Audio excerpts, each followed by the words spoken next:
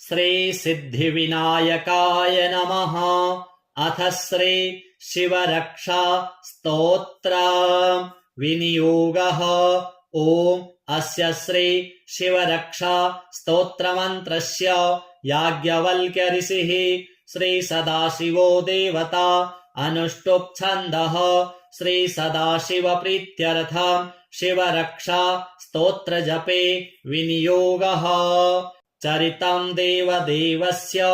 महादेवस्य पावनम् अपारं परमोदारं चतुर्वर्गस्य साधनं गौरी विनायकोपेतं पञ्चवक्त्रं त्रिनेत्रकं शिवं ध्यात्वा दशभुजं शिवरक्षां पठेन्नरः। गंगाधरः शिरः पातु भालम् अर्धेन्दुशेखरः नयने मदनध्वंसी कर्णौ सर्पविभूषण घ्राणं पातु पुरारातिः मुखं पातु जगत्पतिः जिह्वां वागीश्वरः पातु कन्धरां सितिकन्धरः श्रीकण्ठः पातु मे कण्ठं स्कन्धौ विश्वधुरन्धरः भुजौ भूभारसंहर्ता करौ पातु पिनाकधृक् हृदयं शङ्करः पातु जठरं गिरिजापतिः नाभिं मृत्युञ्जयः पातु कटिव्याघ्राजिनाम्बरः सक्थिनी पातु दीनार्त शरणागतवत्सलः ऊरु महेश्वरः पातु जानुनी जगदीश्वरः जङ्घे पातु जगत्कर्ता गुल्फौ पातु गणाधिपः चरणौ करुणा सिन्धुः सर्वाङ्गानि सदाशिवः एतां शिवबलोपेतां रक्षां यः सुकृती पठेत् स भुक्त्वा सकलान् कामान् शिवसायुज्यमाप्नुयात् ग्रहभूतपिशाचाद्यास्त्रैलोक्ये विचरन्ति ये दूरादाशु पलायन्ते शिवनामाभिरक्षणात् अभयङ्करनामेदं कवचं पार्वतीपतेः भक्त्या बिभर्ति यः कण्ठे तस्य वश्यं जगत्त्रयम् इमां नारायणः स्वप्ने शिवरक्षां यथा दिशत् प्रातरुत्थाय योगीन्द्रो याज्ञवल्क्यः तथा लिखत् चरितं देवदेवस्य महादेवस्य पावनम् अपारं परमोदारं चतुर्वर्गस्य साधनं गौरी विनायकोपेतं पञ्चवक्त्रं त्रिनेत्रकं शिवं ध्यात्वा दशभुजं शिवरक्षां पठेन्नरः गंगाधरः शिरः पातु भालम् अर्धेन्दुशेखरः नयने मदनध्वंसी कर्णौ सर्पविभूषण घ्राणं पातु पुरारातिः मुखं पातु जगत्पतिः जिह्वां वागीश्वरः पातु कन्धरां सितिकन्धरः श्रीकण्ठः पातु मे कण्ठं स्कन्धौ विश्वधुरन्धरः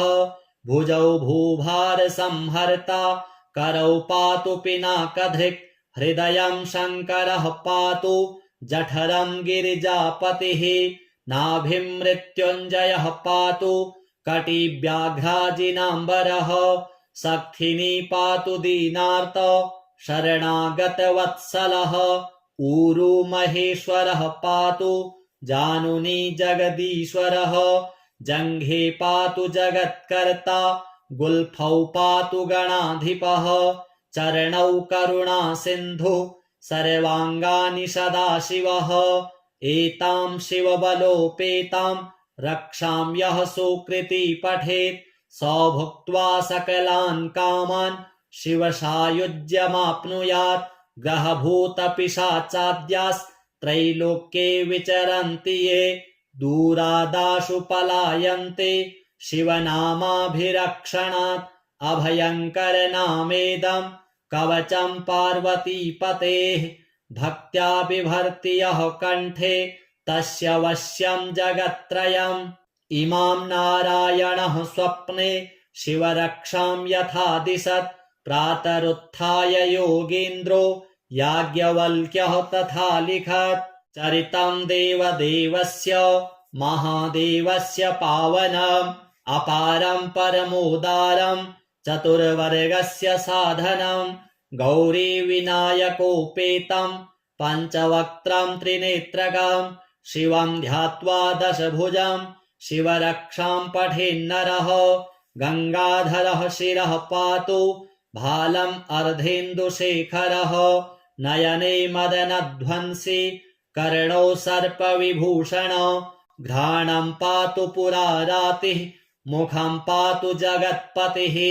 जिह्वां वागीश्वरः पातु कन्धरांसितिकन्धरः श्रीकण्ठः पातु मे कण्ठं स्कन्धौ विश्वधुरन्धरः भुजौ भूभारसंहर्ता करौ पातु पिनाकधृक् हृदयं शङ्करः पातु जठरं गिरिजापतिः नाभिं मृत्युञ्जयः पातु कटिव्याघ्राजिनाम्बरः सक्थिनी पातु दीनार्त शरणागतवत्सलः ऊरू महेश्वरः पातु जानुनी जगदीश्वरः जङ्घे पातु जगत्कर्ता गुल्फौ पातु गणाधिपः चरणौ करुणासिन्धुः सर्वाङ्गानि सदाशिवः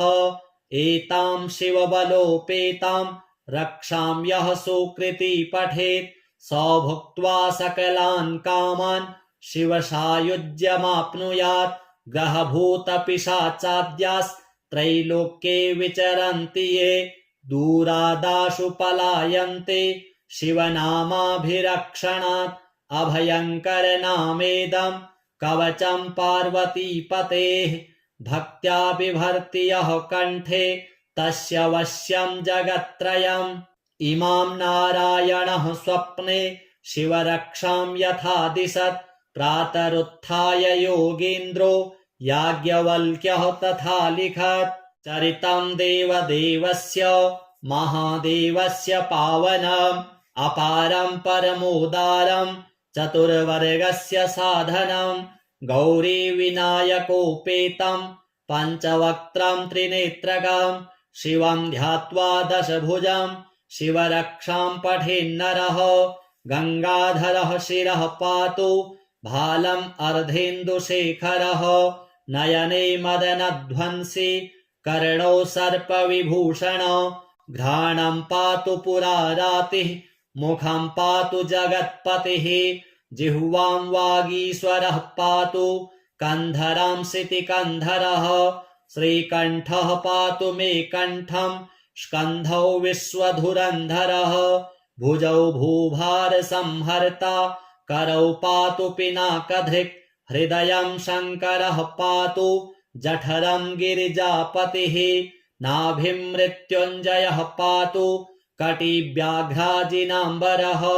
सक्थिनी पातु दीनार्त शरणागतवत्सलः ऊरू महेश्वरः पातु जानुनी जगदीश्वरः जङ्घे पातु जगत्कर्ता गुल्फौ पातु गणाधिपः चरणौ करुणासिन्धुः सर्वाङ्गानि सदाशिवः एतां शिवबलोपेतां रक्षां यः सुकृती पठेत् स भुक्त्वा सकलान् कामान् शिवसायुज्यमाप्नुयात् ग्रहभूतपिशाचाद्यास्त्रैलोक्ये विचरन्ति ये दूरादाशु पलायन्ते शिवनामाभिरक्षणात् अभयङ्करनामेदं कवचं पार्वतीपतेः भक्त्या बिभर्ति यः कण्ठे तस्य वश्यं जगत्त्रयम् इमां नारायणः स्वप्ने शिवरक्षां यथा दिशत् प्रातरुत्थाय योगीन्द्रो याज्ञवल्क्यः तथा लिखत् चरितं देवदेवस्य महादेवस्य पावनम् अपारं परमोदारं चतुर्वर्गस्य साधनं गौरीविनायकोपेतं पञ्चवक्त्रं त्रिनेत्रकं शिवं ध्यात्वा दशभुजं शिवरक्षां पठेन्नरः गंगाधरः शिरः पातु भालम् अर्धेन्दुशेखरः नयने मदनध्वंसी कर्णौ सर्पविभूषणो घ्राणं पातु पुरारातिः मुखं पातु जगत्पतिः जिह्वां वागीश्वरः पातु कन्धरां सितिकन्धरः श्रीकण्ठः पातु मे कण्ठं स्कन्धौ विश्वधुरन्धरः भुजौ भूभारसंहर्ता करौ पातु पिनाकधृक् हृदयं शङ्करः पातु जठरं गिरिजापतिः नाभिं मृत्युञ्जयः पातु कटिव्याघ्राजिनाम्बरः सक्थिनी पातु दीनार्त शरणागतवत्सलः ऊरु महेश्वरः पातु जानुनी जगदीश्वरः जङ्घे पातु जगत्कर्ता गुल्फौ पातु गणाधिपः चरणौ करुणासिन्धुः सर्वाङ्गानि सदाशिवः एतां शिवबलोपेतां रक्षां यः सुकृती पठेत् स भुक्त्वा सकलान् कामान् शिवसायुज्यमाप्नुयात् ग्रहभूतपिशाचाद्यास्त्रैलोक्ये विचरन्ति ये दूरादाशु पलायन्ते शिवनामाभिरक्षणात् अभयङ्करनामेदं कवचं पार्वतीपतेः भक्त्या बिभर्ति यः कण्ठे तस्य वश्यं जगत्त्रयम् इमां नारायणः स्वप्ने शिवरक्षां यथा दिशत् प्रातरुत्थाय योगीन्द्रो याज्ञवल्क्यः तथा लिखत् चरितं देवदेवस्य महादेवस्य पावनम् अपारं परमोदारं चतुर्वर्गस्य साधनं गौरीविनायकोपेतं पञ्चवक्त्रं त्रिनेत्रकं शिवं ध्यात्वा दशभुजं शिवरक्षां पठेन्नरः गङ्गाधरः शिरः पातु भालम् अर्धेन्दुशेखरः नयने मदनध्वंसी कर्णौ सर्पविभूषण घ्राणं पातु पुरारातिः मुखं पातु जगत्पतिः जिह्वां वागीश्वरः पातु कन्धरां सितिकन्धरः श्रीकण्ठः पातु मे कण्ठं स्कन्धौ विश्वधुरन्धरः भुजौ भूभारसंहर्ता करौ पातु पिनाकधृक् हृदयं शङ्करः पातु जठरं गिरिजापतिः नाभिं मृत्युञ्जयः पातु कटिव्याघ्राजिनाम्बरः सक्थिनी पातु दीनार्त शरणागतवत्सलः ऊरु महेश्वरः पातु जानुनी जगदीश्वरः जङ्घे पातु जगत्कर्ता गुल्फौ पातु गणाधिपः चरणौ करुणासिन्धुः सर्वाङ्गानि सदाशिवः एतां शिवबलोपेतां रक्षां यः सुकृती पठेत् स भुक्त्वा सकलान् कामान् शिवसायुज्यमाप्नुयात् ग्रहभूतपिशाचाद्यास्त्रैलोक्ये विचरन्ति ये दूरादाशु पलायन्ते शिवनामाभिरक्षणात् अभयङ्करनामेदं कवचं पार्वतीपतेः भक्त्या बिभर्ति यः कण्ठे तस्य वश्यं जगत्त्रयम् इमां नारायणः स्वप्ने शिवरक्षां यथा दिशत् प्रातरुत्थाय योगीन्द्रो याज्ञवल्क्यः तथा लिखत् चरितं देवदेवस्य महादेवस्य पावनम् अपारं परमोदारं चतुर्वर्गस्य साधनं गौरीविनायकोपेतं पञ्चवक्त्रं त्रिनेत्रकं शिवं ध्यात्वा दशभुजं शिवरक्षां पठेन्नरः गङ्गाधरः शिरः पातु भालम् अर्धेन्दुशेखरः नयने मदनध्वंसी कर्णौ सर्पविभूषण घ्राणं पातु पुरारातिः मुखं पातु जगत्पतिः जिह्वां वागीश्वरः पातु कन्धरां सितिकन्धरः श्रीकण्ठः पातु मे कण्ठं स्कन्धौ विश्वधुरन्धरः भुजौ भूभारसंहर्ता करौ पातु पिनाकधृक् हृदयं शङ्करः पातु जठरं गिरिजापतिः नाभिं मृत्युञ्जयः पातु कटिव्याघ्राजिनाम्बरः सक्थिनी पातु दीनार्त शरणागतवत्सलः ऊरू महेश्वरः पातु जानुनी जगदीश्वरः जङ्घे पातु जगत्कर्ता गुल्फौ पातु गणाधिपः चरणौ करुणा सिन्धु सर्वाङ्गानि सदाशिवः एतां शिवबलोपेतां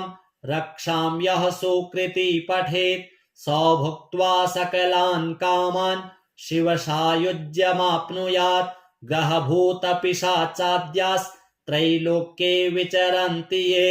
दूरादाशु पलायन्ते शिवनामाभिरक्षणात् अभयङ्करनामेदं कवचं पार्वतीपतेः भक्त्या बिभर्ति यः कण्ठे तस्य वश्यं जगत्त्रयम् इमां नारायणः स्वप्ने शिवरक्षां यथा दिशत् प्रातरुत्थाय योगीन्द्रो याज्ञवल्क्यः तथा लिखत् चरितं देवदेवस्य महादेवस्य पावनम् अपारं परमोदारं चतुर्वर्गस्य साधनं गौरीविनायकोपेतं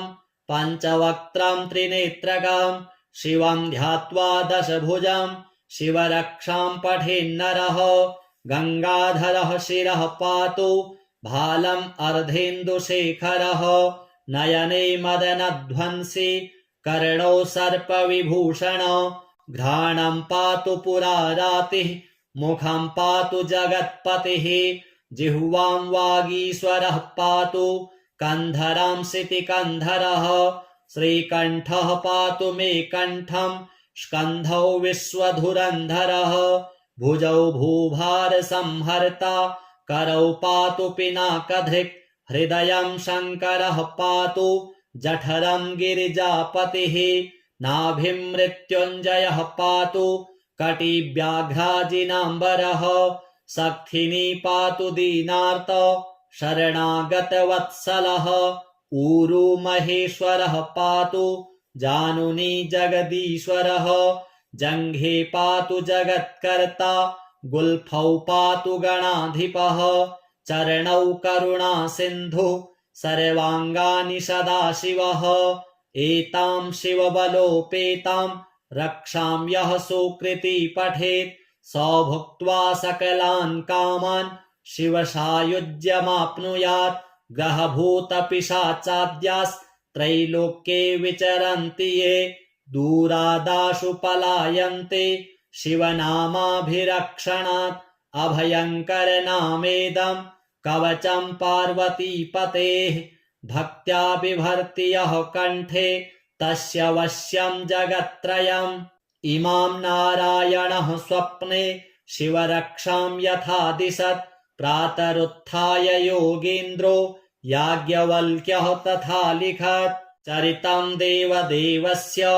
महादेवस्य पावनम् अपारं परमोदारं चतुर्वर्गस्य साधनं गौरीविनायकोपेतं पञ्चवक्त्रं त्रिनेत्रगं शिवं ध्यात्वा दशभुजं शिवरक्षां पठेन्नरः गङ्गाधरः शिरः पातु भालम् अर्धेन्दुशेखरः नयने मदनध्वंसी कर्णौ सर्पविभूषण घ्राणं पातु पुरारातिः मुखं पातु जगत्पतिः जिह्वां वागीश्वरः पातु कन्धरांसिति कन्धरः श्रीकण्ठः पातु मे कण्ठं स्कन्धौ विश्वधुरन्धरः भुजौ भूभारसंहर्ता करौ पातु पिनाकधृक् हृदयं शङ्करः पातु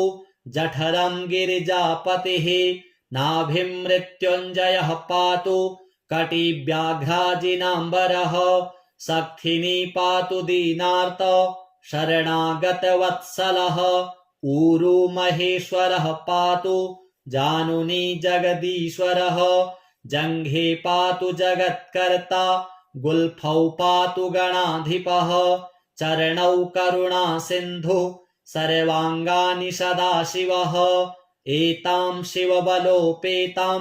रक्षां यः सुकृती पठेत् स भुक्त्वा सकलान् कामान् शिवसायुज्यमाप्नुयात् ग्रहभूतपिशाचाद्यास्त्रैलोक्ये विचरन्ति ये दूरादाशु पलायन्ते शिवनामाभिरक्षणात् अभयङ्करनामेदं कवचं पार्वतीपतेः भक्त्या बिभर्ति यः कण्ठे तस्य वश्यं जगत्त्रयम् इमां नारायणः स्वप्ने शिवरक्षां यथा दिशत् प्रातरुत्थाय योगीन्द्रो याज्ञवल्क्यः तथा लिखत् चरितं देवदेवस्य महादेवस्य पावनम् अपारं परमोदारं चतुर्वर्गस्य साधनं गौरीविनायकोपेतं पञ्चवक्त्रं त्रिनेत्रकं शिवं ध्यात्वा दशभुजं शिवरक्षां पठेन्नरः गङ्गाधरः शिरः पातु भालम् अर्धेन्दुशेखरः नयने मदनध्वंसी कर्णौ सर्पविभूषण घ्राणं पातु पुरारातिः मुखं पातु जगत्पतिः जिह्वां वागीश्वरः पातु कन्धरां सितिकन्धरः श्रीकण्ठः पातु मे कण्ठं स्कन्धौ विश्वधुरन्धरः भुजौ भूभारसंहर्ता करौ पातु पिनाकधृक् हृदयं शङ्करः पातु जठरं गिरिजापतिः नाभिं मृत्युञ्जयः पातु कटिव्याघ्राजिनाम्बरः सक्थिनी पातु दीनार्त शरणागतवत्सलः ऊरु महेश्वरः पातु जानुनी जगदीश्वरः जङ्घे पातु जगत्कर्ता गुल्फौ पातु गणाधिपः चरणौ करुणासिन्धुः सर्वाङ्गानि सदाशिवः एतां शिवबलोपेतां रक्षां यः सुकृती पठेत् स भुक्त्वा सकलान् कामान् शिवसायुज्यमाप्नुयात् ग्रहभूतपिशाचाद्यास्त्रैलोक्ये विचरन्ति ये दूरादाशु पलायन्ते शिवनामाभिरक्षणात् अभयङ्करनामेदं कवचं पार्वतीपतेः भक्त्या बिभर्ति यः कण्ठे तस्य वश्यं जगत्त्रयम् इमां नारायणः स्वप्ने शिवरक्षां यथा दिशत् प्रातरुत्थाय योगीन्द्रो याज्ञवल्क्यः तथा लिखत् चरितं देवदेवस्य महादेवस्य पावनम् अपारं परमोदारं चतुर्वर्गस्य साधनं गौरीविनायकोपेतं पञ्चवक्त्रं त्रिनेत्रकं शिवं ध्यात्वा दशभुजं शिवरक्षां पठेन्नरः गङ्गाधरः शिरः पातु भालम् अर्धेन्दुशेखरः नयने मदनध्वंसी कर्णौ सर्पविभूषण घ्राणं पातु पुरारातिः मुखं पातु जगत्पतिः जिह्वां वागीश्वरः पातु कन्धरां सितिकन्धरः श्रीकण्ठः पातु मे कण्ठं स्कन्धौ विश्वधुरन्धरः भुजौ भूभारसंहर्ता करौ पातु पिनाकधृक् हृदयं शङ्करः पातु जठरं गिरिजापतिः नाभिं मृत्युञ्जयः पातु कटिव्याघ्राजिनाम्बरः सक्थिनी पातु दीनार्त शरणागतवत्सलः ऊरु महेश्वरः पातु जानुनी जगदीश्वरः जङ्घे पातु जगत्कर्ता गुल्फौ पातु गणाधिपः चरणौ करुणासिन्धुः सर्वाङ्गानि सदाशिवः एतां शिवबलोपेतां रक्षां यः सुकृती पठेत् स भुक्त्वा सकलान् कामान् शिवसायुज्यमाप्नुयात् ग्रहभूतपिशाचाद्यास्त्रैलोक्ये विचरन्ति ये दूरादाशु पलायन्ते शिवनामाभिरक्षणात् अभयङ्करनामेदं कवचं पार्वतीपतेः भक्त्या बिभर्ति यः कण्ठे तस्य वश्यं जगत्त्रयम् इमां नारायणः स्वप्ने शिवरक्षां यथा दिशत् प्रातरुत्थाय योगीन्द्रो याज्ञवल्क्यः तथा लिखत्